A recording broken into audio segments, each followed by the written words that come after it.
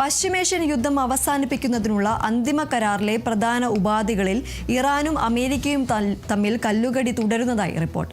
Iran ആണവ നിലയങ്ങൾ പരിശോധിക്കാൻ സമ്മതിച്ചെന്ന ട്രംപിന്റെ പ്രസ്താവന ഇറാൻ നിരസിച്ചു. ഇറാന്റെ ബാലിസ്റ്റിക് മിസൈൽ പദ്ധതി ചർച്ചകൾക്ക് പുറത്താണെന്നും ഇറാൻ പ്രസിഡന്റ് മസൂദ് പെസഷ്കിയാൻ വ്യക്തമാക്കി. അന്തിമ കരാറിൽ ഹോർമൂസിൽ ടോൾ ഈടാക്കാൻ ഇറാന് കഴിയില്ലെന്ന് US വിദേശകാര്യ സെക്രട്ടറി മാർക്കോ റൂബിയോ പറഞ്ഞു.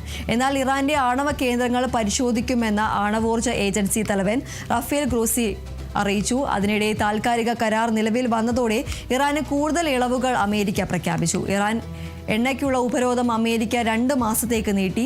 ഇതോടെ ഹോർമൂസിൽ കപ്പലുകളിൽ കെട്ടിക്കിടക്കുന്ന 68 ലക്ഷം ബാരൽ എണ്ണ വിൽക്കാൻ ഇറാന് അവസരമൊരുങ്ങി. ഇറാനെ മരവിപ്പിച്ച $1200 കോടി ആസ്തി വിട്ടുകൊടുക്കാനും അമേരിക്ക സമ്മതിച്ചതായാണ് റിപ്പോർട്ട്. ഹോർമൂസ് കടക്കുന്ന കപ്പലുകളുടെ എണ്ണം കൂടിയിട്ടുണ്ട്. ഉപരോധത്തിൽ ഇളവ് വന്നതോടെ ക്രൂഡ് ഓയിലിന്റെ വിലയിൽ ഇടിവ് തുടരുകയാണ്. $72 ക്രൂഡ് ഓയിൽ വില.